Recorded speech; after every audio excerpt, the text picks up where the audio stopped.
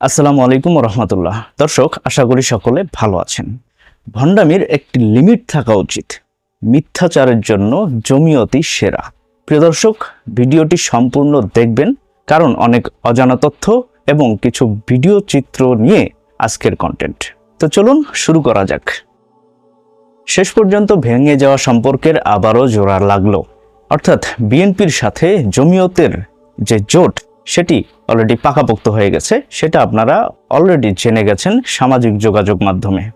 জমিয়ত যে ইসলামী সম্ভাব্য রাজনৈতিক জোটকে প্রাধান্য না দিয়ে বিএনপির সাথে ঐক্য করবে, তাদের সাথে নির্বাচনে যাবে, সেটা কিন্তু অনুমেয়ই ছিল। এটা আপনারা সকলেই জানেন।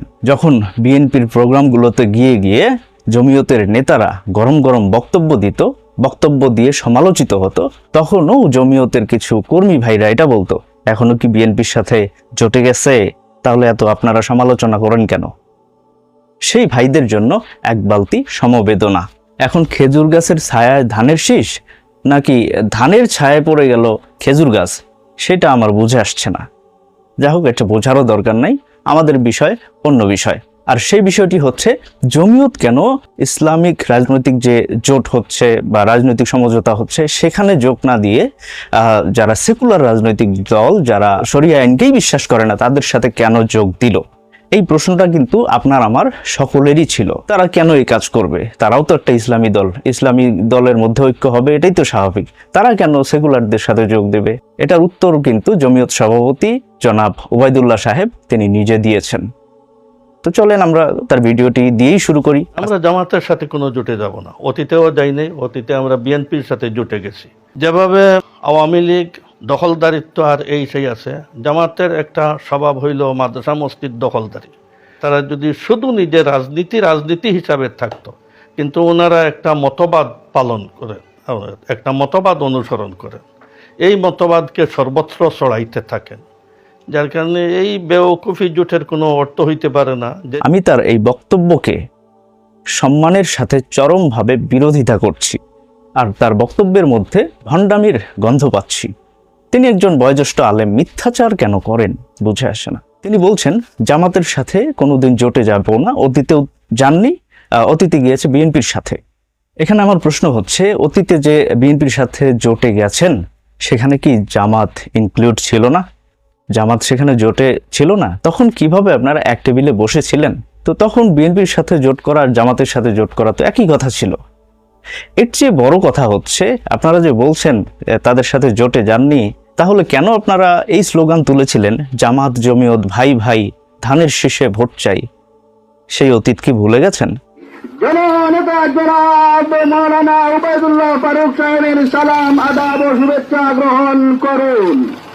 তারই সাথে সাথে জোর কণ্ঠে আওয়াজ তুলুন, জামাত জমিয়ত ভাই ভাই, ধানের শীষে ভোট চাই। খালেদা জিয়ার সালাম নিন, ধানের শীষে ভোট দিন। আমরা সবাই ঐক্যজোট, ধানের শীষে দিব ভোট। সাইদি সাহেবের সালাম নিন, ধানের শীষে ভোট দিন। ভোট চাওয়ার বেলায় জামাত জমিয়ত ভাই ভাই, তারা এক ও অভিন্ন, তাদের মধ্যে কোনো পার্থক্য নাই, তারা একসাথে মিলেমিশে কাজ করবে।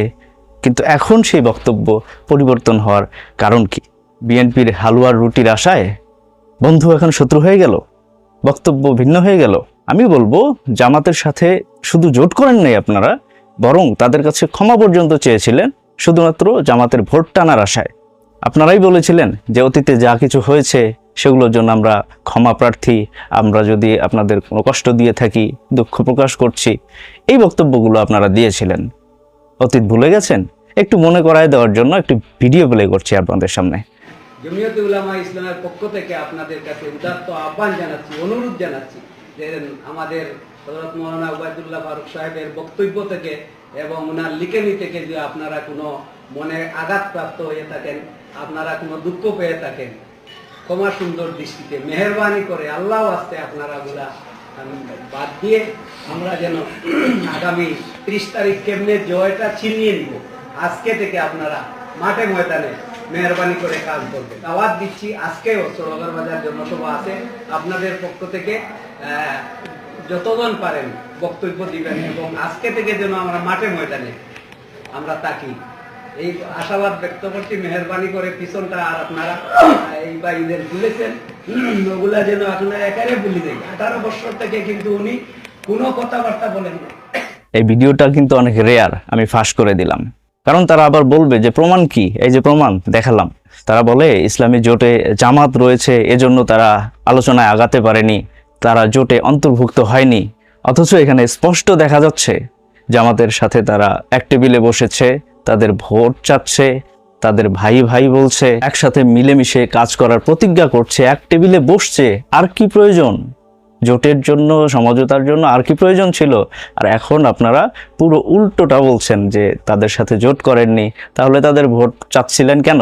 জামাত জমিয়ত ভাই ভাই স্লোগান দিচ্ছিলেন কেন? এই মিথ্যাচারের শেষ কোথায়?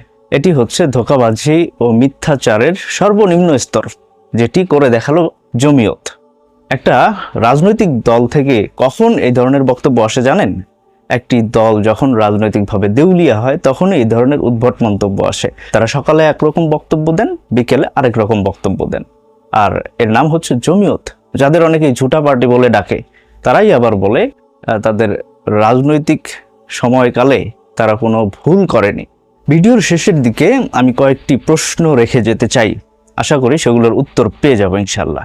প্রথম হচ্ছে, জামাতের আকীদার দোহাই দিয়ে তাদের সাথে রাজনৈতিক জোটে না গিয়ে যারা সেকুলার তাদের সাথে রাজনৈতিক জোট করা কতটুকু যুক্তিযুক্ত? 2 নম্বর প্রশ্ন হলো, যারা শরিয়া আইন বিশ্বাস করে এবং সেটি বাস্তবায়নের জন্য লড়াই করছে, বিভিন্ন দলের সাথে রাজনৈতিক জোট করার চেষ্টা করছে, তাদের সাথে জোটে না গিয়ে যারা শরিয়া আইনই বিশ্বাস করে না তাদের সাথে জোট করা কতটা রাজনৈতিক দূরদর্শিতা সম্পন্ন কাজ? চাঁদাবাজির ভাগ পাইতে হবে, হালুয়া রুটির ভাগ পাইতে হবে, সংসদে একটি আসন পেতেই হবে। দিন শেষে আবার এই দলটাই নিজেদের হক দাবি করবে, নিজেদের সঠিক দাবি করবে, আবার তারাই বলবে আমরা ইসলামী দল। পৃথিবীতে একমাত্র ইসলামী দল এই জমিয়ত, যারা কিনা সেকুলারদের সাথে জোট করে ইসলাম কায়েম করবে দেশে। এটা হাস্যকর। দর্শক সকলে ভালো থাকবেন, সুস্থ থাকবেন। আসসালামু আলাইকুম ওয়া রাহমাতুল্লাহি ওয়া বারাকাতুহু।